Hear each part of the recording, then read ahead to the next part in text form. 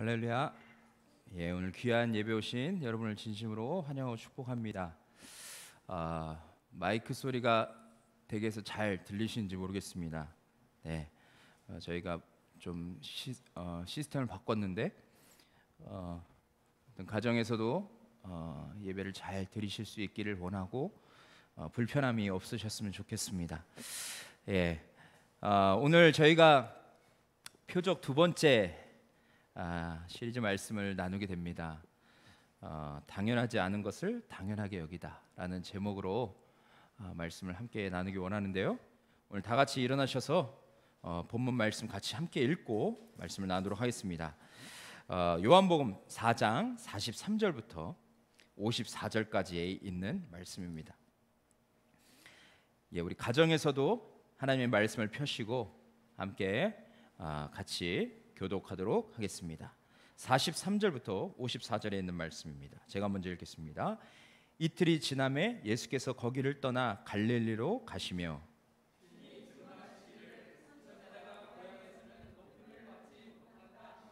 갈릴리에 이르심에 갈릴리인들이 그를 영접하니 이는 자기들도 명절에 갔다가 예수께서 명절 중 예루살렘에서 하신 모든 일을 보았음이더라.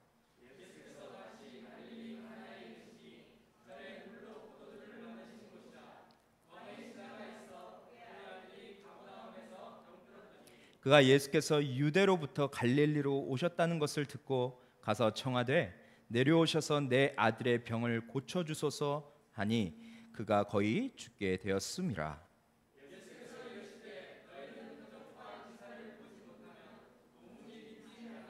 신하가 이르되 주여 내 아이가 죽기 전에 내려오소서.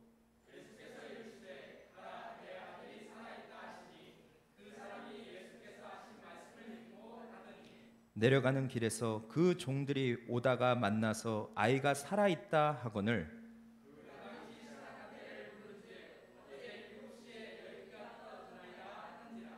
그의 아버지가 예수께서 내 아들이 살아있다 말씀하신 그때인 줄 알고 자기와 온 집안이 다 믿으니라. 이것은 예수께서 유대에서 갈릴리로 오신 후에 행하신 두 번째 표적이니라. 아멘. 하나님 아버지 감사합니다. 오늘도 이 귀하고 복된 날을 저에게 허락하여 주셔서 한 주 동안 주님께서 보내신 곳에서 주의 영광을 위해 살다가 또 함께 모여서 또 각 가정에서 살아계신 주님께 예배할 수 있도록 인도해 주시니 감사합니다. 아버지 하나님, 정말 저희가 이 어렵고 험난한 시대 가운데 살아가고 있는데 주님께서 저희 교회 가운데 특별히 표적이라는 시리즈로 말씀을 나눌 수 있도록 인도해 주셔서 감사합니다. 저번 주에 정말 혼인잔치에서 물을 포도주로 바꾸신 그 주님, 또한 오늘 정말 신하의 아들을 살리신 그 주님, 그 주님을 우리가 다시 한번 바라보며 또 주님께서 일으키신 그 표적을 통해서 주님이 어떤 분이신지를 우리가 다시 한번 깨닫기를 원하오니 하나님 말씀 가운데 기름 부어주시고 또 역사하여 주시고 또 이곳에 모인 우리의 마음을 활짝 열어주셔서 오늘 하나님께서 우리에게 주시는 이 말씀을 깨닫고 그 말씀의 의미대로 살아가는 또 순종하는 저희의 삶이 될 수 있도록 도와주시옵소서. 마음에 어려움이 있고 또 경제적인 그런 어려움으로 인해서 정말 고통 가운데 계신 사랑하는 성도님들이 계시다면 하나님 오늘 이 말씀으로 다시 한번 우리가 회복되어 하나님께서 우리에게 이끄시는 그 목표 지점으로 그 목적지로 나아가는 귀한 은혜가 있게 하여 주시옵소서. 이 시간 온전히 주님께 의뢰하옵고 예수 그리스도의 이름으로 간절히 기도했사옵나이다. 아멘. 자리에 착석해 주시기 바랍니다.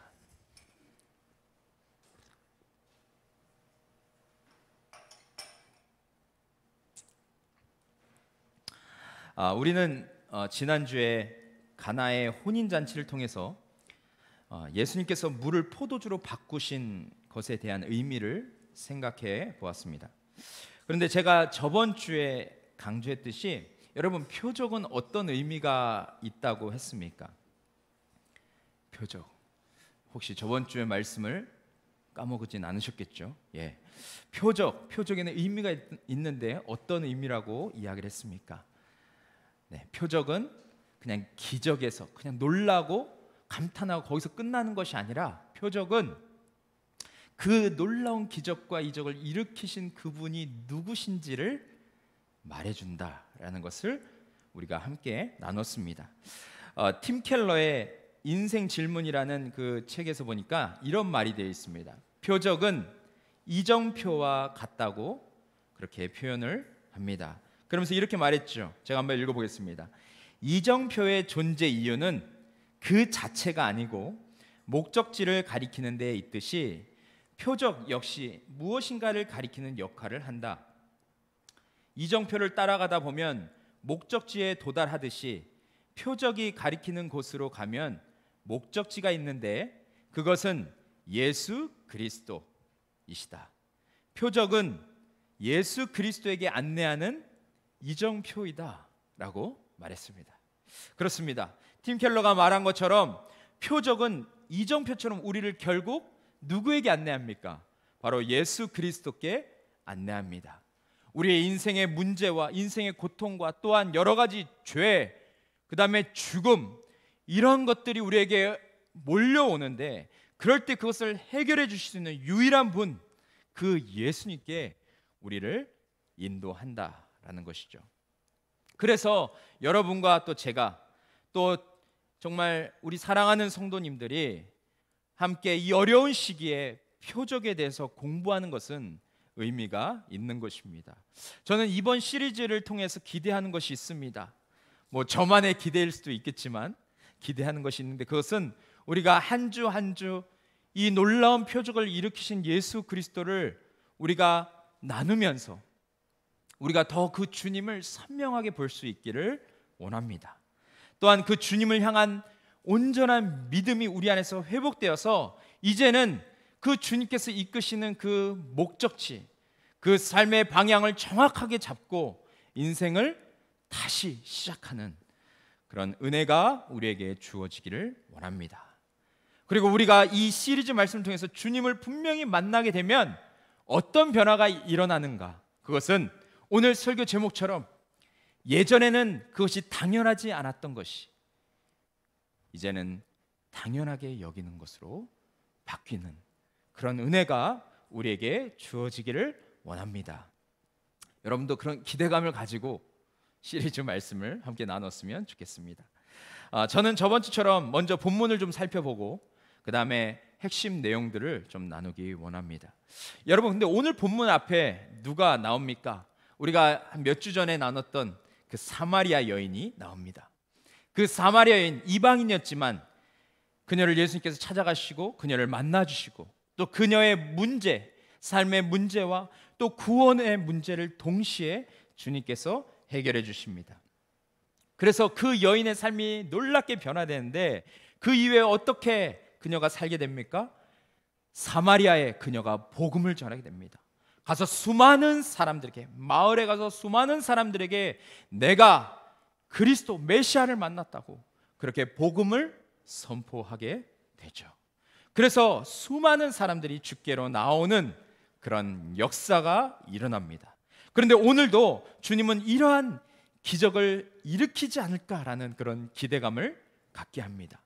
오늘 본문 처음에 보면 예수님께서 사마리아 여인과 함께 이틀을 보내시고 다시 어디로 가셨다라고 말하고 있냐면 바로 이틀이 지나면 예수께서 거기를 떠나 갈릴리로 가시며 라고 말하고 있습니다.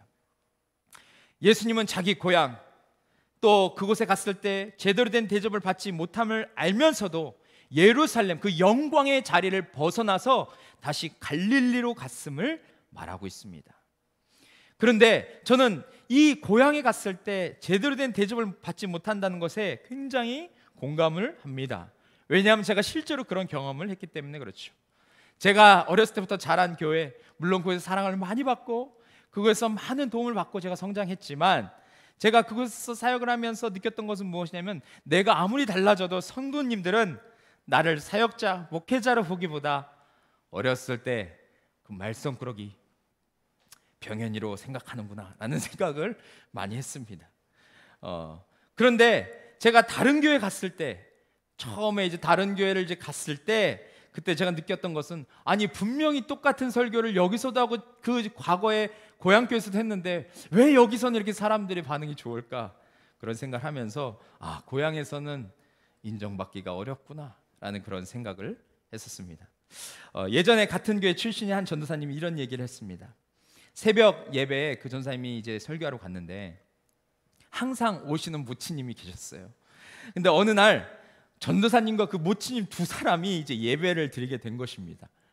그래서 전도사님이 더 예전보다 더 힘차게 찬양하고 말씀을 나누게 되었는데, 전도사님이 모치님과 이 서먹서먹한 그 관계를 좀, 그 분위기를 깨트리려고 한 가지 생각한 것이 있어요. 그것은 뭐냐면 보통 성경 봉독할 때 앞에 설교자가 성경 봉독을 하고 그 다음에 말씀을 나누고 짧게 말씀을 나누고 그렇게 기도를 했는데, 이날은 같이 교독을 하고 싶었습니다. 그래서 이 전도사님이 오늘은 우리가 특별히 교독을 하겠습니다 하고 먼저 성경 한 구절을 읽었어요. 그리고 그 다음에 이제 모치님이 읽으실 차례인데, 모치님이 성경을 읽지 않고 그냥 고개를 숙이고 계신 겁니다. 그래서 그 다음을 읽어주십시오 라고 하면서 그 모치님을 쳐다봤는데, 모치님이 한참 뒤에 고개를 이렇게 들더니 여러분 뭐라고 했는지 아십니까? 그냥 네가 읽어 그렇게 얘기하셨다는 거예요. 눈이 안 보여, 그냥 네가 읽어 이렇게 말씀하셨다는 것을 제가 듣고 엄청나게 웃었습니다. 사실 굉장히 우픈 얘기죠. 웃기면서도 슬픈 이야기입니다. 전사님이 그 말을 듣고 얼마나 웃겼든지 그날 설교가 자신이 설교한 그 것 중에서 가장 힘들었다고 그렇게 이야기를 했습니다. 웃음을 참으면서 설교하려고 했으니 얼마나 힘들었겠습니까? 그런데 여러분, 사역자가 고향에서는 이러한 대우를 받을 수 있습니다. 그런데 예수님도 고향에서 이러한 대우를 받으셨던 것 같습니다. 그런데 예수님께서 오늘 갈릴리로 들어가시는데 사람들의 반응은 달랐어요. 예수님을 마치 스타를 대하듯이, 스타를 맞이하듯이 그렇게 환영합니다. 왜 그랬습니까? 그것은 이 갈릴리 사람들이 명절에 예루살렘에 올라오게 됐는데, 그 예루살렘에서 예수님께서 행하신 놀라운 기적들을 그들이 보았기 때문입니다. 2장 23절 보면 이렇게 되어 있습니다. 6월절에 예수께서 예루살렘에 계시니 많은 사람이 그의 행하시는 표적을 보고 그의 이름을 믿었으나 라고 되어 있어요. 갈릴리 사람들도 예루살렘에 왔는데 그 고향 출신인 예수님이 행하시는 표적을 보고 얼마나 놀랐겠습니까? 그리고 그것을 보면서 얼마나 자랑스럽겠어요. 그래서 그 예수님이 고향에 돌아왔을 때 너무나도 반기지 않았을까요? 그런데 여러분, 문제가 있습니다.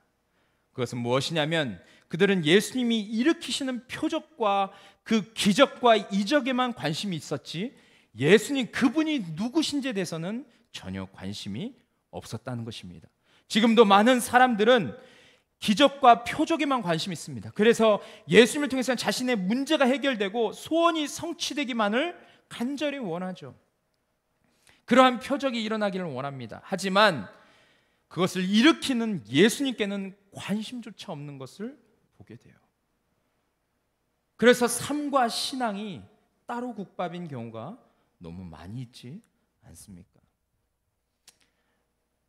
그런데 이때에도 사람들은 기적과 표적에만 관심이 있었지 예수님을 믿으려 하지 않았음을 우리는 보게 됩니다. 저 말씀에서도 그렇게 얘기하고 있지 않습니까?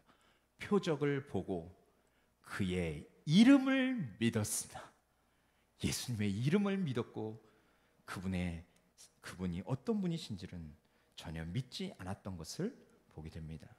그런데 그 예수님께서 갈릴리 가나에 이르셨을 때, 여러분, 갈릴리 가나에 이르셨다고 오늘 말하고 있는데 그것은 우리에게 굉장히 익숙한 곳임을 우리는 압니다. 왜냐하면 바로 이곳에서 얼마 전에 첫 표적을 이루셨기 때문에 그렇습니다.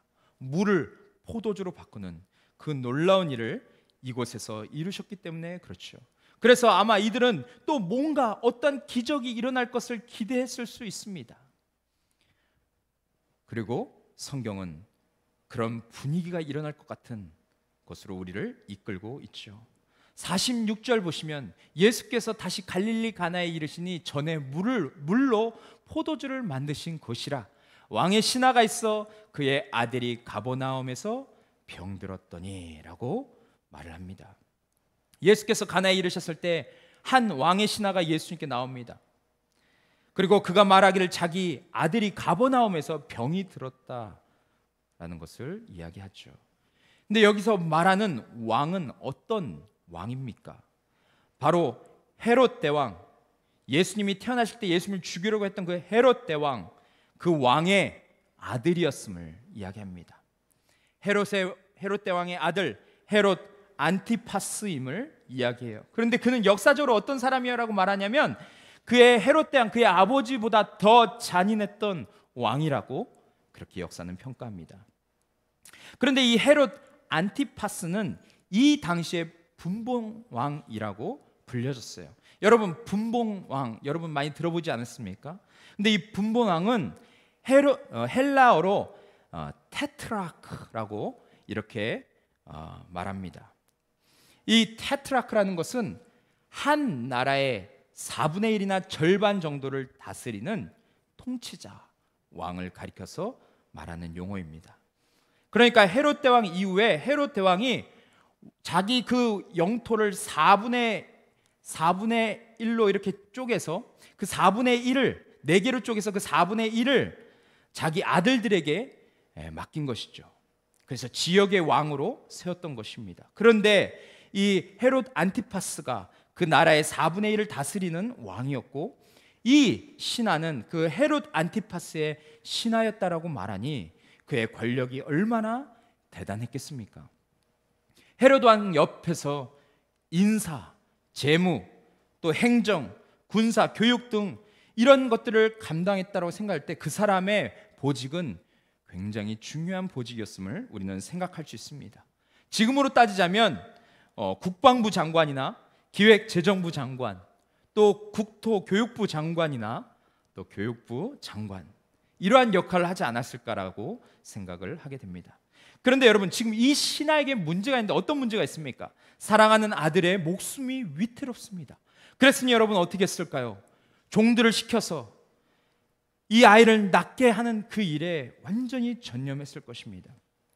수단과 방법을 가리지 않고 그 아이를 살릴 수 있는 일이라면 어떤 명이라도 데리고 와서 그 아이를 살리려고 노력했을 겁니다. 그런데 아무리 노력하고 아무리 돈을 써도 그 아이의 병이 낫지 않는 것입니다. 시간이 지나면 지날수록 아이의 병세는 더 심각해지는데 그 아이를 고칠 수 있는 방법이 전혀 없었던 것이죠. 그런데 여러분, 이때 놀라운 소식을 듣게 됩니다. 그것은 바로 예루살렘에서 엄청난 표적과 기적을 보여주신 그 예수님이 가나에 오셨다라는 소식을 듣게 됩니다. 그래서 이 신하는 가버나움에서 여러분 가나까지는 한 30km 되는 거리입니다. 그 거리를 전속력으로 달려오게 되죠. 47절 보시면 우리 같이 한번 읽겠습니다. 시작. 그가 예수께서 유대로부터 갈릴리로 오셨다는 것을 듣고 가서 청하되 내려오셔서 내 아들의 병을 고쳐주소서 하니 그가 거의 죽게 되었음이라. 여기에서 지금 신하는 예수님 앞에 나와서 어떤 태도를 보이고 있습니까? 내가 얼마나 대단한 사람인가를 말하고 있습니까? 내가 입만 벌리면 어떤 일이 벌어지는지 그런 것을 말하고 있습니까? 내가 가진 것이 얼마나 많은지 아십니까? 라는 것을 이야기하고 있습니까? 아닙니다. 여기에서 우리 눈에 딱 들어오는 단어가 있는데 그것은 뭐냐면 바로 이 단어입니다. 가서 청하되라는 것이에요. 여기 청하되라는 이 동사는 헬라어 미완료형으로 쓰여졌습니다. 우리 여기 고등학생들 미완료형, 어떤 의미입니까? 끝나지 않은 것을 계속 반복했다라는 의미를 가지고 있어요. 그러니까 이 아버지가, 이 신하가 예수님께 가서 계속해서 아들을 살려달라고 반복해서 청했음을 우리는 보게 됩니다. 예수님, 제 아들을 살려주십시오. 제 아들을 제발 고쳐주십시오. 제 아들이 지금 죽어가고 있습니다. 저를 긍휼히 여겨주시고 제 아들을 긍휼히 여겨주십시오. 제발 저와 함께 가버나움에 같이 가주십시오. 예수님이 듣든지 듣지 않으시든지 계속해서 반복해서 그분께 청했음을 말하고 있어요. 그런데 여러분, 예수님의 반응은 참 이해가 되지 않습니다. 예전에 물을 포도주로 바꾸시기 전에도 예수님께서 어머니에게 퉁명스럽게 말씀했다라고 우리가 함께 나눴는데, 또 그렇게 퉁명스럽게 이 신하에게 말씀하고 계세요. 48절 보시면 예수께서 이르시되 너희는 표적과 기사를 보지 못하면 도무지 믿지 아니하리라 라고 그렇게 말씀하십니다. 여러분, 예수님의 말씀의 핵심은 무엇입니까? 사람들은 기적과 표적을 보지 않으면 믿지 않는다라는 것을 말하고 있어요. 지금까지 내가 만난 사람들은 다 그랬다라고 지금 말하고 있습니다.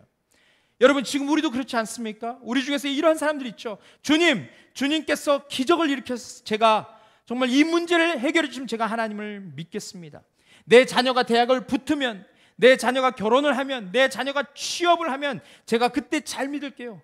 주님, 제 안에 이러한 문제와 어려움을 해결해 주시면 제가 정말 하나님 잘 믿을게요 라고 말하는 분들이 계실 수 있습니다. 그런데 예수님은 이러한 기복신앙의 문제가 있음을 지금 말씀하세요. 그런데 여러분, 우리가 이 말을 잘 들어보면 지금 예수님은 그 신하를 책망하려고 이렇게 말씀하시는 것이 아닙니다. 오히려 예수님은 이 말을 통해서 예수님 말하려고 했던 핵심 메시지를 전해주고 있어요. 그것은 뭐냐면, 네가 간절한 마음을 가지고 나를 믿으면 내가 너에게 네가 상상하지 못한 일을 이룰 수 있음을 말해주고 있습니다. 여기서 잘 보시면 순서가 완전히 반대가 되는 것이죠. 표적을 보고 믿는 믿음을 지금 주님이 강조하시는 것이 아니라, 먼저 예수님의 말씀을, 그분의 입에서 나오는 그 말씀을 믿는 자는 표적과 기적을 보게 될 것임을 말하고 있습니다. 그래서 너는 지금 내가 무슨 말을 하든지 그 말에 순종해야 돼. 그러면 당연하지 않은 것이 당연시 되는 것을 보게 될 거야. 불가능을 가능케 하는 것을 네가 경험하게 될 거야 라고 말씀하고 계세요. 신하는 예수님의 뼈 있는 말씀을 듣고 어떻게 그래서 반응하게 됩니까? 49절 보시면 신하가 이르되 주여 내 아이가 죽기 전에 내려오소서라고 말합니다. 여러분, 이것도 그의 고백일 수 있습니다. 믿음의 고백일 수 있습니다. 주님이 오시면 내 아이가 살게 될 거라는 그런 믿음의 고백일 수 있습니다. 하지만 예수님은 완전히 놀라운 반응을 하십니다. 어떻게 말씀하십니까? 50절 우리 같이 한번 감정을 이입해서 좀 같이 읽겠습니다. 시작. 예수께서 이르시되 가라 내 아들이 살아있다 하시니 그 사람이 예수님께서 하신 말씀을 믿고 가더니. 여러분, 지금 신하가 예수님께 간청한 것은 함께 가자고 했던 것이었습니다. 하지만 예수님은 그 말을 듣지 않았던 것인가요?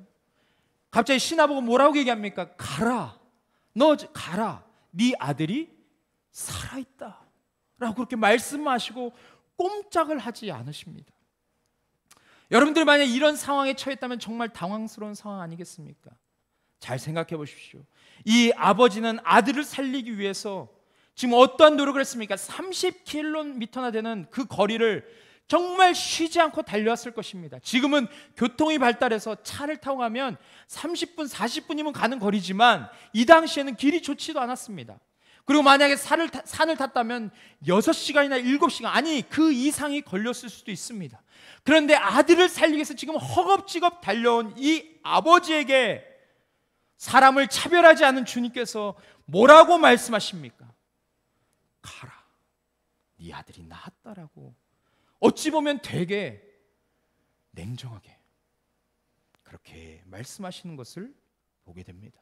만약에 여러분들이 이런 말씀을 들었을 때 여러분 주님 알겠습니다 이러고 가실 수 있겠습니까? 그렇게 말씀하신 주님 앞에서 여러분 마음을 정말 지킬 수 있었겠습니까?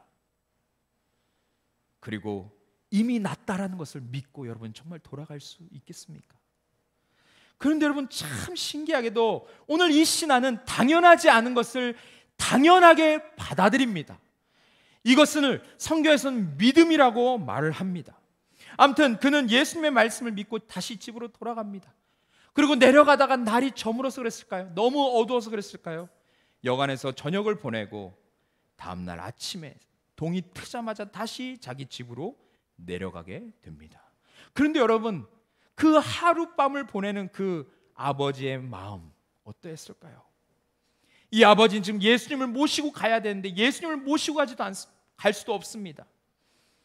또한 아들이 지금 죽어가고 있는데 그 아들 곁으로 빨리 갈 수도 없는 그런 상황입니다. 너무나도 가슴이 답답하지 않았겠습니까? 날이 저문 것처럼, 날이 어두워진 것처럼 그의 마음도 동시에 같이 어두워졌을 것 같습니다. 그런데 이러한 상황 속에서 그가 믿을 수 있는 것은 무엇이었습니까? 다른 것은 없었습니다. 자신의 생각과 자신의 감정과 자신의 경험, 그런 것들을 믿을 수 있는 상황이 아니었습니다. 오로지 그가 믿을 수 있었던 것은 예수님이 하신 말씀이었습니다. 네 아들이 살았다라는 그 말씀밖에는 의지할 것이 전혀 없었음을 보게 됩니다. 그래서 그날 아침에 동이 트자마자 바로 자기 고향으로 가는데 그곳에 누굴 만납니까? 자기의 종들을 만납니다. 그런데 종들이 주인 앞에 와서 뭐라고 얘기합니까? 주인님, 왜 이제 오셨습니까? 주인님, 우리가 얼마나 기다렸는지 아십니까? 그러면서 바로 그들이 말합니다. 글쎄 도련님이 살아나셨어요. 어제 바로 몸이 회복되셨습니다 라고 감격해서 말하는 것이 아니겠습니까? 어찌 보면 아버지가 그 말을 가장 듣고 싶었던 말이 아니었겠습니까? 그런데 여러분, 놀랍게도 그 아버지가 신하들에게, 그 종들에게 바로 무엇을 말하고 있냐면, 다른 것이 아니라 내 아들이 괜찮냐? 이런 것을 묻는 것이 아니라 그 아이가 언제 살아났냐? 라는 것을 먼저 물어봅니다. 그리고 그 종들이 이야기하기를 어제 오후 1시쯤에 아이가 회복되었다라고 말을 했는데, 그 1시는 바로 예수님께서 네 아들이 살아있으니까 가라라고 했던 그때임을 이 신하는 알게 됩니다. 당연하지 않은 것을 당연하게 만드신 예수님을 경험했을 때, 그 아들이 살아났다는 그 놀라운 기적을 경험했을 때, 여러분, 이 신하의 마음이 어떠했겠습니까? 53절 보시면 그의 아버지가 예수께서 내 아들이 살아있다 말씀하신 그때인 줄을 알고 자기와 그 온 집안이 다 믿으니라 라고 말했어요. 이 놀라운 일을 경험하고 나서 그가 예수님의 말씀을 믿었을 뿐만 아니라 그를 통해서 그의 집안이 예수님을 믿게 되었다라는 것을 말하고 있습니다. 그리고 이것이 바로 갈릴리에서 행하신 두 번째 표적이라고 이야기합니다. 여러분, 오늘 본문에서 예수님이 일으키신 표적을 통해 우리는 무엇을 배울 수 있습니까? 오늘 본문을 통해서 여러분, 여러 가지 교훈들을 우리는 나눌 수 있습니다. 그런데 여러분, 그것이 아니라 우리가 지금 표적에 대해서 나누고 있지 않습니까? 오늘 이 표적을 통해서 예수님은 도대체 어떤 분이심을 우리에게 말씀해 주고 계십니까? 우리는 그것에 좀 집중하며 나눴으면 좋겠습니다. 첫 번째로, 예수님은 말씀으로 모든 것을 이루시는 분임을 이야기하고 있습니다. 오늘 본문을 통해서 우리가 분명히 깨달을 수 있는 것은 예수님은 말씀으로 모든 것을 이루시는 분임을 이야기하고 있어요. 만약 우리가 그 말씀을 믿고 신뢰한다면 엄청난 기적을 경험하게 됨을 말합니다. 여러분, 우리가 본문을 대할 때 그냥 이야기라고 생각하지 말고, 만약 내가 이러한 상황에 처했다라고 생각해 보십시오. 아까 감정이입에서 말씀을 읽었는데, 여러분, 감정을 이입해서 한번 이것을 살펴보십시오. 여러분, 어떠실 것 같습니까? 뉴스에 나오는 그런 사람이 아닙니다. 내가 모르는 사람이 아니라 내 가족, 내 자녀, 내 부모, 또 우리 사랑하는 공동체, 성도들 중에서 이러한 일을 경험한 사람들이 있다라고 생각해 보십시오. 이러한 일을 지금 겪고 있는 사람이 있다라고 생각해 보십시오. 여러분, 어떻게 하실 것 같아요? 진짜 예수님께서 가라, 네 아들이 살아있다라고 말씀하실 때 그냥 여러분 순종하며 가실 수 있을 것 같으십니까? 그런데 여러분, 오늘 본문에 이 신하는 당연하지 않은 것을 당연하게 여겨요. 그리고 그분의 말씀에 전적으로 순종하는 모습을 우리는 보게 됩니다. 김승희 씨의 세상에서 가장 무거운 싸움이라는 그 시를 보면 이러한 글이 있습니다. 우리 같이 한번 이 시를 앞부분만 좀 읽어보겠습니다. 시작. 아침에 눈 뜨면 세계가 있다.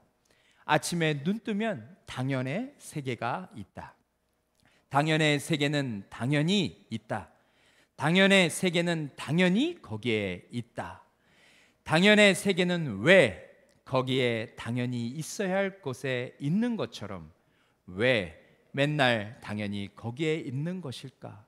당연의 세계는 거기에 너무도 당연히 있어서 그 두꺼운 껍질을 벗겨보지도 못하고 당연히 거기에 존재하고 있다라고 이야기합니다. 이 시는 좀 어려운 시지만 이 시를 보면 우리는 매 순간 모든 일을 당연시 여기면서 산다는 거예요. 오늘도 당연히 아침에 눈을 뜨게 될 것이고, 오늘도 당연히 회사에 출근하게 될 것이고, 오늘도 별일 없이 공부하고 우리에게 주어진 환경에서 아무 일 없이 하루를 보낼 것이라고 생각합니다. 또 당연히 집에 와서 가족들을 다시 만나게 될 것이고, 그렇게 하루를 마감하게 될 것이고, 그리고 내일 또 하루를 시작하게 될 것임을 당연히 여긴다는 거예요. 또한 이번 주도 당연히 교회에서 예배드릴 수 있을 거라 그렇게 생각할 수 있습니다. 하지만 우리의 삶에는 당연한 것을 뛰어넘는 일들이 발생한다는 것입니다.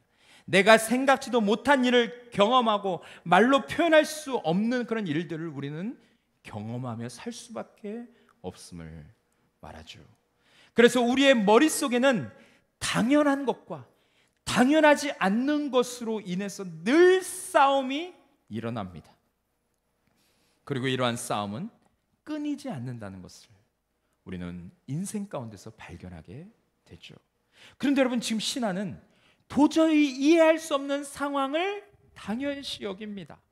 모든 사람들은 불가능하다고, 포기하라고, 그렇게 해서 되겠냐라고 말하는데 이 사람은 그때에도 소망의 그 불씨를 기대하고 있습니다. 그래서 예수님께서 가라고 하실 때 그 말씀에 토를 달지 않고 순종하죠. 여러분, 50절 우리가 같이 한번 읽어볼까요? 시작. 예수께서 이르시되 가라, 내 아들이 살아있다 하시니 그 사람이 예수께서 하신 말씀을 믿고 가더라 라고 말하고 있어요. 그리고 다음 날 그 신하가 무엇을 확인했습니까? 52절 보시면 종들에게 그 낫기 시작한 때를 묻습니다. 여기서 우리는 신하를 통해서 중요한 교훈을 배우게 되는데, 그것은 우리가 믿고 의지해야 할 것은 무엇인가? 그것은 바로 예수님 입에서 나오는 말씀이다라는 것입니다. 표적을 보고 믿는 믿음이 아니라 예수님의 살아있는 말씀을 믿고 기적을 경험하기를 주님이 원하신다라는 것을 말하고 있어요. 내가 보기에 그것은 당연하지 않은 것 같다 할지라도 주님이 말씀하시면 그 말씀을 믿는 자가 되어야 한다는 것이죠. 오늘 우리는 주님께서 신하에게 강하게 권면하는 말씀 중에서 우리는 48절을 다시 한번 봐야 합니다. 예수께서 이르시되 너희는 표적과 기사를 보지 못하면 도무지 믿지 아니하리라 라고 주님이 지금 말씀하고 계세요. 지금도 도마처럼 표적을 봐야 믿겠다라고 말한 사람들이 너무나도 많이 있습니다. 한국교회에 이런 사람들이 많이 있지 않습니까?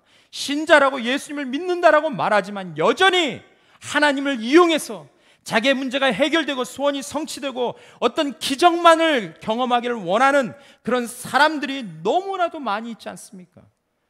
그래서 기도원 가서 정말 그곳에서 그 앞에서 강대상에서 뭐 성령을 받아라라고 뿌리는 그런 사람들의 말에 현혹이 되어서 놀라운 기적을 경험했다고, 그런 것에 푹 빠져 있는 그런 사람들이 너무나도 많이 있다는 것입니다. 그런데 여러분, 우리가 지금 도마처럼 그런 삶을 살고 있는 것이죠. 여전히 눈에 보이는 것만 붙들고 살 때가 있습니다. 그래서 내 생각과 내 감정과 내 경험과 다르면 믿지 않고 마음을 닫으려고 하는 마음이 때로 우리에게 있게 되는 것이죠. 그런데 여러분, 참 재밌는 것은 부활하신 예수님께서 도마의 눈을 열어주시면서 뭐라고 말씀하셨냐면, 이 말씀을 우리가 꼭 들어야 되는데, 예수께서 이르시되 너는 나를 본고로 믿느냐? 보지 못하고 믿는 자들은 복되도다 하시니라 라고 주님께서 그 도마에게 말씀하고 계십니다. 도마는 여러분 예수님께서 십자가에 죽으시고 부활하시 전에 이미 제자들에게 말씀하신 것을 기억했어야 했습니다. 내가 죽고 다시 사흘 만에 살아날 거야 라고 했던 그 말씀을 기억하면 그 도마는 주님 앞에서 믿음으로 나아갈 수밖에 없었습니다. 하지만 그는 주님의 말씀을 기억하지 못했죠. 보고 믿는 자가 아니라 주님의 변함없는 말씀을 믿고 살아야만 했는데, 그렇게 살지 못했던 도마에게 주님은 그에게 가장 필요한 말씀을 해주고 계십니다. 어찌 보면 여러분, 이것이 요한복음 처음부터 마지막까지 주님께서 한결되게 우리에게 말하고 있는 그런 메시지가 아닌가라는 생각을 저는 해봅니다. 여러분, 어떤 삶을 살고 계십니까? 꼭 봐야 믿겠다라고 여전히 말씀하며 살고 계십니까? 아니면 주님께서 말씀하신 것을, 주님께서 기록하신 그 말씀을 온전히 믿고 신뢰하며 그렇게 믿음의 발걸음을 내디디며 살고 계십니까? 어찌 보면 지금 이 시대, 이 어렵고 위기의 순간에 우리에게는 이 찐 믿음, 진짜 믿음이 필요한 것이 아닌가라는 생각이 듭니다. 두 번째는 생명을 주관하는 분이라는 것을 말하고 있습니다. 오늘 이 표적은 우리에게 충격적인 것을 말해주고 있습니다. 그것은 바로 예수님께서 말씀으로 생명을 살리셨다라는 것입니다. 우리는 이러한 부분이 이해가 되지 않죠. 도대체 예수님이 누구시게 시공간을 초월해서 이러한 기적을 일으킬 수 있을까라고 생각을 합니다. 아니, 신하의 아들이 지금 예수님 옆에 있는 것도 아니고, 예수님께서 지금 축복 기도해 주신 것도 아니고, 30km나 떨어져 있는데 어떻게 죽은 아이를 살릴 수 있단 말인가? 도무지 이해할 수 없다라고 말하는 경우가 있죠. 그런데 예수님께서 이러한 기적을 일으킬 수 있는 이유는 그분이 하나님이시고 그분이 하나님의 아들이시기 때문에 그렇다라고 말하고 있어요. 요한복음 1장 1절을 보십시오. 태초에 말씀이 계시니라. 이 말씀은 바로 말씀이 육신이 되어서 오신 예수 그리스도를 가리켜서 말하고 있습니다. 이 말씀이, 예수님이 하나님과 함께 계셨으니 이 말씀은, 예수님은 곧 누구라고 말하고 있습니까? 하나님이시라라고 말하고 있어요. 2절 보시면 예수님, 그가 태초에 하나님과 함께 계셨고라고 말하고 있지 않습니까? 그러니까 예수님은 하나님과 동등한 분이시고, 이 땅을 하나님께서 창조하시고 인간을 창조하실 때 주님이 함께 창조에 동참하셨던 분임을 우리는 믿을 수 있게 되는 것입니다.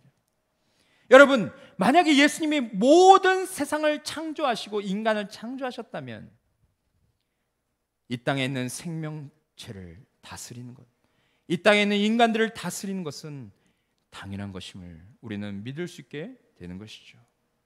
오늘 본문을 여러분 근데 잘 보시면요, 이 예수님께서 강조하고 있는 것이 있습니다. 그것은 50절, 51절, 53절에 나옵니다. 뭐라고 강조하고 있습니까? 가라, 네 아들이 살아있다. 아이가 살아있다 하거늘 예수께서 내 아들이 살아있다 말씀하신 그때인 줄 알고 이 부분을 계속 강조하고 있습니다. 다시 말하면 그 죽어가는 아이가 살아났다는 것을 강조하고 있어요. 왜 여러분 요한은 이것을 반복하고 있을까요? 그것은 예수님만이 우리의 생명의 구원자 되심을 말하기 위해서입니다. 예수님은 우리에게 참 생명을 주시기에 이 땅에 오실 분이시다. 그래서 우리의 육체의 생명도 주관하시지만 그 주님은 우리의 영원한 생명까지 주관하시는, 얼마 전에 사마리아 여인에게 정말 목마르지 않는 영원한 생명수를 주시겠다고 하신 것처럼 우리에게 우리의 영혼에 목마르지 않는 생명수, 영원한 생명을 줄 수 있는 분이심을 강조하기 위해서 그렇습니다. 요한복음 1장 4절 보시면 그 안에 예수님 안에 생명이 있었으니 이 생명은 사람들의 빛이라라고 말씀하고 계세요.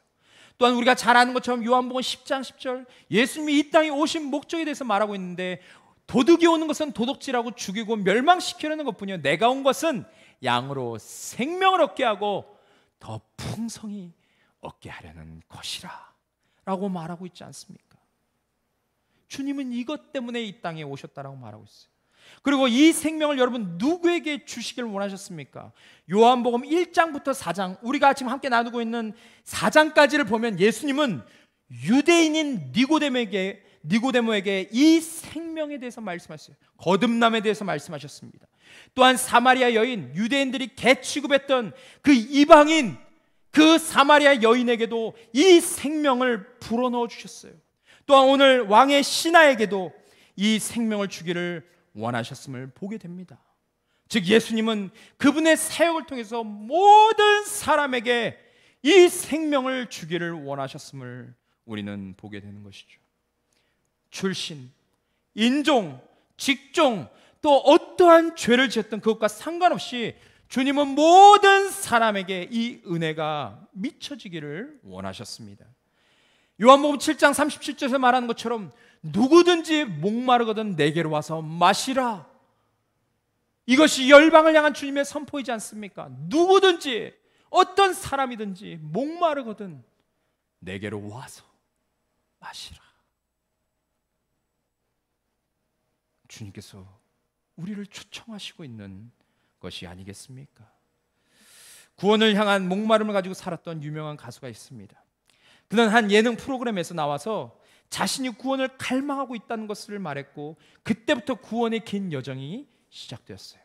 그는 모든 종교들을 접하고 공부하면서 참 구원이 있는지를 확인하다가 2012년 10월에 예루살렘에 갔다가 그곳에 기독교에 진짜 구원이 있는지를 확인하러 갔다가 호텔에서 성경에 무릎을 꿇게 됩니다. 그리고 진짜 믿음에 대해서 탐구하다가 2017년 4월 어느 날 히브리서 10장 10절에 있는 말씀, 이 뜻을 따라 예수 그리스도의 몸을 단번에 들이심으로 말미암아 우리가 거룩함을 얻어노라. 주님께서 십자가에서 자신의 몸을 단번에 들이심으로 영원한 제사를 드리셨다는 그 말씀, 근데 그것이 우리를 위한 것임을, 그리고 그 우리의 단어에 자신이 포함되어 있음을 그가 믿게 됩니다. 예수 그리스도를 그가 믿게 된 다음부터 그의 삶은 급격하게 변하게 되었는데, 그는 2020년 8월에 무엇을 위해 살죠? 라는 책을 출간하게 되었는데, 이 책의 저자는, 그 주인공은 바로 JYP라는 엄청난 연예 엔터테인먼트를 운영하고 있는 박진영 씨입니다. 그는 이 책에서 자신의 인생의 목적을 말하는데 이렇게 소개하고 있어요. 무엇을 위해 살죠라는 그 책 제목의 답은 진리를 찾아 진정으로 자유롭게 되는 분이 한 분이라도 더 생기기를 바란다. 그것이 나와 내가 속한 교회 사람들이 살아가는 이유다라고 말했어요. 다시 말하면 한 영혼이라도 주님께로 인도하기 위해서 우리는 살아야 된다라는 것을 말하고 있는 것이죠. 오랜 시간 참된 구원과 영원한 생명을 찾아다녔던 그가 예수 그리스도를 만나게 되었을 때 진짜를 만났다고 고백합니다. 이 세상 그거 무엇으로도 만족할 수 없었던 그가 돈과 명예와 선한 일과 그 모든 것을 그가 누렸지만 항상 2%가 부족했다라고 말했던 그가 예수 그리스도를 만나고 난 다음에 이제 진정으로 자신이 살아야 할 그 목적을 깨닫게 되었음을 이야기하고 있어요. 그러면서 이렇게 얘기합니다. 원래 갖고 있던 인생의 목표가 무너져 방황하던 나에게 죽는 날까지 변치 않을 확실한 목표가 생겨서 너무 행복하다라고 그 책에서 말하고 있습니다. 저희 교회에서 이 책을 구입해서 비치해 놓을 테니까 여러분 시간이 되시면 교회에 오셔서, 꼭 교회에 오셔서 볼 수 있었으면 좋겠습니다. 이 땅을 살아가면서 예수 그리스도를 통해서 여러분 새 생명을 얻은 우리가 주님께 고백해야 되는 것은 무엇입니까? 신하와 아들, 또 박진영 형제, 그리고 여러분과 제가 주님께 고백해야 되는 것은 무엇입니까? 그것은 바로 주님만이 우리의 생명의 주관자이시라는 것입니다. 주님께서 우리에게 생명을 주시지 않는다면 우리는 단 하루도 소망 가운데 살아갈 수 없는 그런 자임을 고백해야 되는 것이죠. 마지막 세 번째는 어떠한 상황 속에서 참 기쁨을 주시는 분임을 오늘 본문의 말씀, 오늘 표적을 통해서 우리에게 말해주고 있습니다. 우리가 지난주에 나눴듯이 물을 포도주로 바꾸신 사건과 오늘 이야기의 공통점은 무엇입니까? 그것은 기쁨이 존재할 수 없는 그런 절망적인 상황을 주님께서 기쁨의 자리로 변화시켜 주셨다라는 것입니다. 한번 생각해 보십시오. 아들이 죽어가는 상황 속에서 기쁨을 발견할 수 있는 자가 누구겠습니까? 그런데 예수님께서 아이가 살아있다라고 말씀하실 그때부터 기쁨이 누군가의 마음에서 회복되기 시작합니다. 신하의 마음에 기쁨과 확신이 생기게 되었고, 아들이 살게 됨을 보았던 종들이 기쁨으로 환호하게 됩니다. 그리고 아들과 가족들이 여러분 기뻐하는 그 모습을 여러분 상상해 보십시오. 얼마나 놀라운 일입니까? 여러분 별로 놀랍지 않게 생각하시는 것 같은데, 여러분 주위에 죽어가던 자가 살았다고 생각하십시오. 지금 이러한 표정을 지을 수가 없는 것입니다. 네, 정말 놀라운 일이죠. 51절부터 53절에 보면 내려가는 길에서 그 종들이 오다가 만나서 아이가 살아있다 하거늘 그 낳기 시작할 때를 물은즉 어제 7시 오후 1시에 열기가 떨어졌나이다 하는지라. 그의 아버지가 예수께서 내 아들이 살아있다 말씀하신 그때인 줄 알고 자기와 그 온 집안이 다 믿으니라. 아니, 이 말씀은 실로 놀라운 일임을 이야기하고 있어요.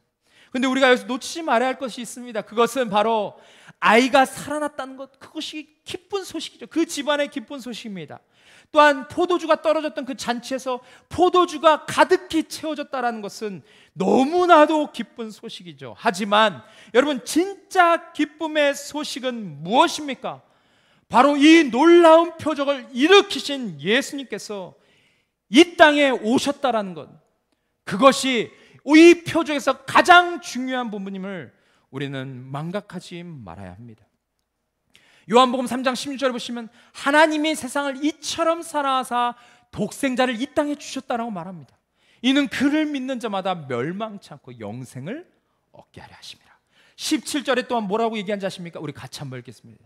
우리 가정에서도 좀 크게 읽었으면 좋겠습니다. 시작. 하나님이 그 아들을 세상에 보내신 것은 세상을 심판하려 하심이 아니요 그로 말미암아 세상이 구원을 받게 하려 하심이라. 아멘. 그렇습니다. 여러분, 예수님이 이 땅에 오셨기 때문에 우리가 멸망당하지 않고 영원한 생명을 얻게 된 것입니다.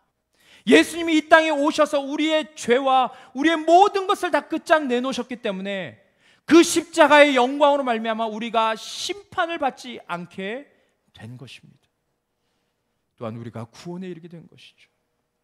또한 그 주님으로 인해서 우리는 고통 가운데서 기쁨으로 변화되게 되었고, 절망에서 소망으로 우리는 나아갈 수 있게 되었음을 기억해야 됩니다. 그리고 그분께 나아갈 때 우리는 이 신하가 경험한 것처럼 놀라운 기적뿐만이 아니라 영원한 생명과 더 큰 기쁨을 만끽할 수 있게 될 것임을 말하고 있어요. 그런데 여러분, 거기서 그치지 않고 오늘 또 이 본문이 우리에게 말해주고 있는 것은 우리가 그 주님께 나아갈 때 그 한 사람이 주님으로 말미암아 끊이지 않는 기쁨을 누릴 뿐만 아니라 그 사람을 통해서 또 다른 사람들이, 그 집안의 누군가가 또한 이 기쁨을 만끽하게 됨을 말해주고 있습니다. 예수님이 이 땅에 오신 목적처럼 우리에게 생명을 주고 더 풍성한 삶을 누리게 하시기 위해 오신 그 목적처럼 나뿐만 아니라 우리와 함께 관계 맺고 있는 그런 사람들, 이 땅의 수많은 사람들에게 이 놀라운 기쁨이 전해질 수 있음을 말하고 있습니다. 예전에 제가 캠프파이어를 항상 진행할 때 자주 했던 프로그램은 초를 모든 사람들에게 나눠주고 거기에 불을 붙이는 것이었습니다. 그리고 모든 사람이 촛불을 들고 섰을 때 저 아름다운 광경이 펼쳐지는 것이죠. 그리고 저 촛불에 불을 켜면서 우리는 하나야 라는 그런 메시지를 늘 전해주려고 했던 기억이 있습니다. 그런데 여러분, 저 어둡고 깜깜한 그 저녁에 초에 불이 붙어질 때 어떤 일이 일어납니까? 자기가 위치한 그것이 환하게 됩니다. 그리고 많은 사람들이 초가 모여 있으면 그곳이 환하게 되죠. 그런데 여러분, 저 불빛이 어떻게 생깁니까? 그냥 생겼습니까? 아닙니다. 바로 저 성냥 하나로 인해서, 저 성냥불, 그 작은 불 하나로 인해서 그 환한 빛이 발생할 수 있음을 우리는 알고 있습니다. 이처럼 예수님이 우리의 삶에 오신 것은 참으로 놀라운 의미가 있는 것입니다. 그분이 계심으로 말미암아, 그분이 이 땅에 오심으로 말미암아 우리는 형언할 수 없는 기쁨을 누리게 되었습니다. 그리고 그 기쁨은 나에게서 그치는 것이 아니라 내 사랑하는 가족과 주변의 이웃들과 사랑하는 교회 식구들, 모든 사람들에게 그 기쁨이 전달됨을 오늘 본문은 우리에게 말해주고 있어요. 다시 말해 기쁜 소식인 그 예수님을 통해서, 그 복음 되신 예수님을 통해서 세상 사람들에게, 지금 코로나 바이러스가 지금 퍼져서 세상 사람들이 두려워하고 있는 상황 가운데서 그 코로나 바이러스가 퍼지는 것이 아니라 기쁨의 바이러스가, 주님이 주신 그 아름다운 바이러스가 전해지고 있음을 우리는 기억해야 합니다. 결론적으로 여러분은 이러한 기적을 경험해 보신 적이 있으십니까? 누가 봐도 당연하지 않은 것인데 당연한 것처럼 받아들인 적이 있으십니까? 어찌 보면 자녀가 죽어가는 상황 속에서 믿음과 생명 그리고 기쁨은 어찌 보면 먼 이야기인 것 같습니다. 이것은 누가 봐도 당연하지 않은 것입니다. 이러한 것은 누구도 기대할 수 없는 상황이죠. 하지만 예수님이 말씀하신다면 모든 것이 바뀔 수 있습니다. 우리가 절망했던 상황도 바뀔 수 있어요. 우리가 포기하려고 했던 상황도 바뀔 수 있습니다. 불가능이라고 믿었던 그 상황이 뒤바뀔 수 있습니다. 예수님이 함께 하시고 우리가 그분을 향한 믿음을 놓치지 않는다면 죽음의 길이 생명의 길로 바뀔 수 있어요. 그리고 절망과 포기할 수밖에 없는 상황에서 기쁨과 웃음이 새어나오는 상황으로 역전될 수 있습니다. 여러분도 당연하지 않은 것을, 당연하지 않은 그런 상황 속에서 당연한 것을 경험하고 싶으십니까? 그렇다면 오늘 신하가 그 예수님께 전심으로 달려갔듯이 우리가 그분이 누군지를 분명히 알고 그 주님 앞에 이번 주도 달려나아가는 그런 귀한 한 주가 되기를 소망합니다. 그분께 나아갈 때 그분은 우리를 맞이해 주실 것이고 우리의 삶에 이 신하가 경험했던 것처럼 그 놀라운 주님의 능력이 나타나게 될 것을 믿습니다. 우리 이 시간 함께 찬양하시고 우리 기도하며 주님 앞에 나아갔으면 좋겠습니다. 우리 가정에서도 좀 힘차게 우리 같이 찬양을 불렀으면 좋겠습니다.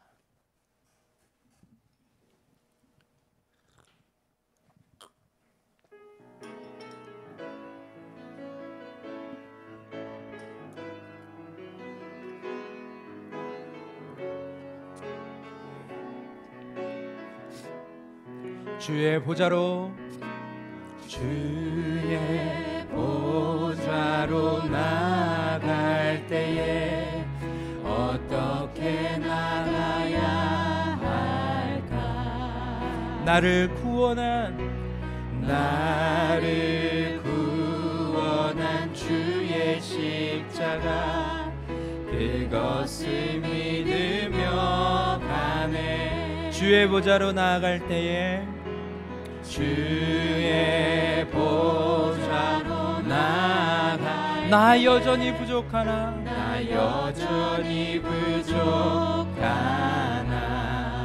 나를 품으신 주의 그 사랑, 그것을 믿으며 가네. 자격 없는 내 힘이 아닌 오직 예수님의 보혈로, 자격 없는 내 힘이 아닌 오직 예수님의 보혈로. 우리 손들과 함께 찬양합시다. 십자가의 보혈, 십자가의 보혈 완전하신 사랑 힘입어 나갑니다.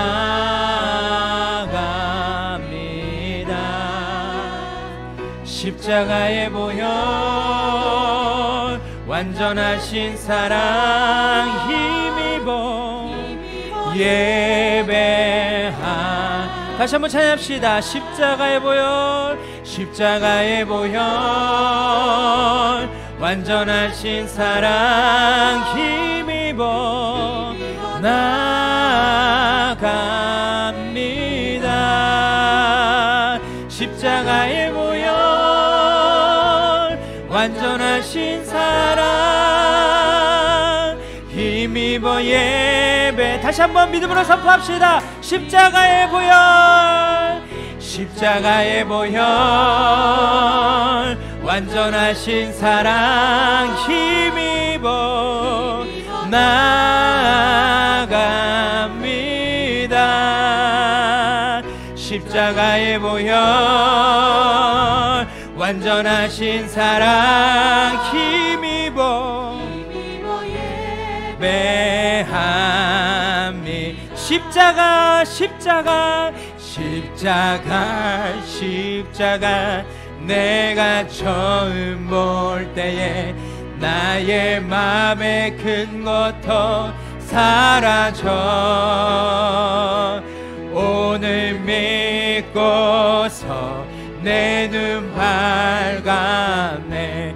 참 내 기쁨요. 다시 한번 찬양합시다. 십자가 십자가 십자가 십자가 내가 처음 볼 때에 나의 맘의 큰 고통 사라져. 오늘 믿고서 내 눈 밝았네. 참 내 기쁨 영원한 만왕의 왕 내 주께서 만왕의 왕 내 주께서 왜 고초 당했나.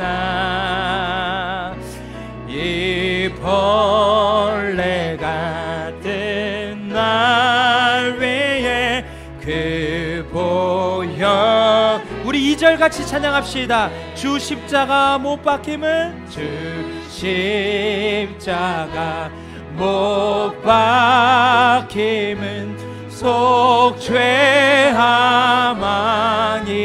아닌가.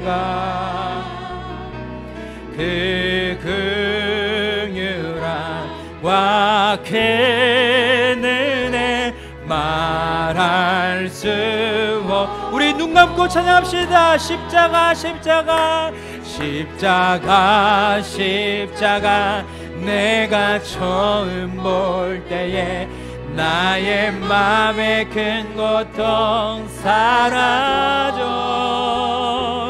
오늘 믿고서 내 눈 밝았네. 참 내 기쁨 영원하도. 십자가 십자가 십자가 십자가 내가 처음 볼 때에 나의 맘의 큰 고통 사라져. 오늘 믿고서 내 눈 밝았네. 참 내 기쁨 영원하도다. 아멘. 우리 시간 함께 오늘 말씀을 상고하며 믿음의 결단을 하며 주 옆에 나아가는 시간을 갖기를 원합니다. 오늘 두 번째 표적, 한 왕의 신하의 이야기를 통하여서 정말 예수 그리스도를, 그 신하가 누구인지 제대로 알지는 못했지만 아들을 살리기 위한 그 간절함과 또 주님은 그 일을 해결할 수 있는 유일한 분이심을 그가 알고 믿어서 그가 주님께서 주시는 그 놀라운 구원과 기쁨을 경험했던 것을 우리가 함께 보게 되었습니다. 주님, 우리에게도 이러한 믿음을 허락하여 주시옵소서. 주님을 향한 그런 갈급한 심령을 허락하여 주시옵소서. 내 삶에 닥쳐오는 모든 문제와 어려움과 고난과 고통과 그 수많은 죽음의 문제까지 해결하기 위해서 이 땅에 오신 예수 그리스도를 우리가 제대로 바라보며 그 주님 앞에 주님께서 받으실 만한 그 믿음을 주님 앞에 드리며 살아가는 그런 그리스도인들이 되게 하여 주시옵소서. 우리 그렇게 간절히 주님 앞에 믿음을 다하여 함께 기도하며 나아가길 원합니다. 함께 기도하겠습니다. 하나님 아버지, 오늘 이 귀한 말씀을 통해서 하나님 우리의 뜨끈미지근한 그 마음 가운데 다시 한번 불을 지펴주시고 주님이 누구신지를 다시 한번 제대로 보며 나아갈 수 있도록 하나님, 주님은 오늘 말씀으로 모든 것을 가능케 하시고 주님은 생명의 주관자이십니다. 주님은 정말 우리가 주님 앞에 나아갈 때 어떠한 상황 속에서 우리에게 참 기쁨을 주실 수 있는 유일한 분이시고 주님 오늘 말씀을 하나님, 우리가 예수를 안다고 말하지만 우리가 예수를 믿는다고 말하지만 오늘 본문에 오는 수많은 사람들 예수의 이름을 알고 주님 또한 정말 주님을 알고 주님을 주님을 이용해서 어떤 문제가 해결되고 소원이 성취되고 내 가정이 정말 축복을 받고 그런 것에만 번영해서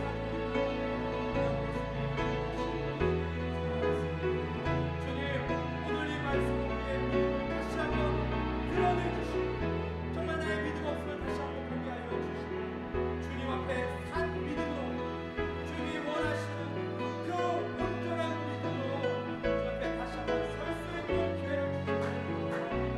하나님 아버지, 정말 이 시간 우리의 눈을 다시 한번 열어주시고 그 십자가에서 행하신 일을 다시 한번 바라보게 하시고 또 주님께서 이루신 것들을 통해서 우리가 온전히 이 땅에서 믿어야 할 주님을 믿음으로 주님을 나아가는 모든 또한 이는 이 땅의 모든 그리스도인들의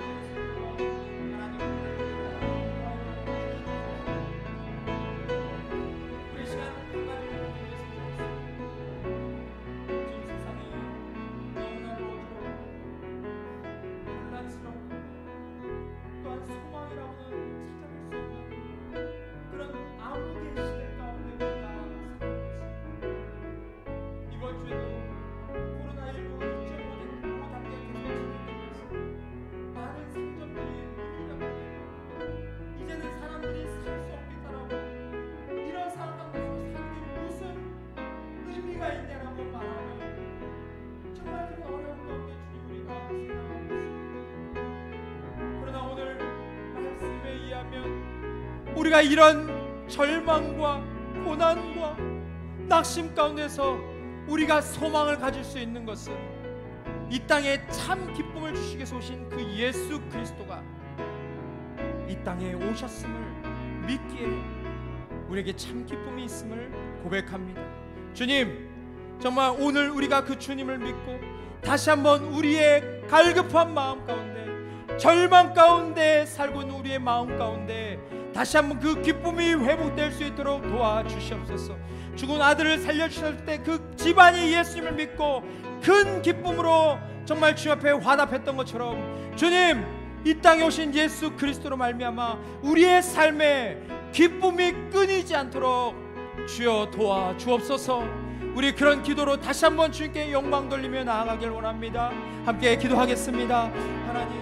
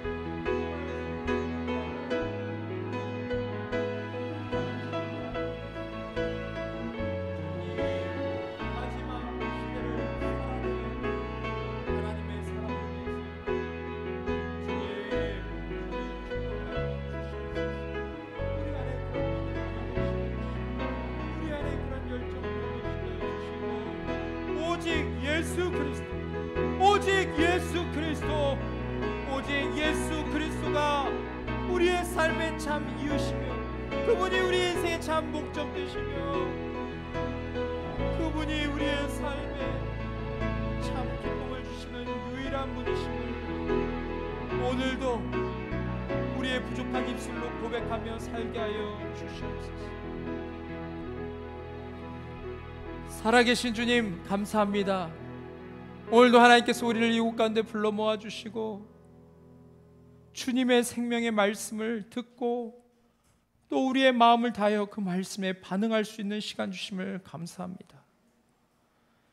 예수님의 표적과 기적을 봤지만 예수님의 이름만을 알았던 수많은 사람들, 주님께서 놀라운 기적을 일으키셨음에도 불구하고 그 기적을 일으키시는 주님이 누구신지를 깨닫고 주님 앞에 엎드려져야 함에도 불구하고 그냥 주님이 일으키신 기적에만 놀라고 그쳤던 삶을 살았던 우리에게 주님 다시 한번 진리의 말씀을 들려주셔서 감사합니다.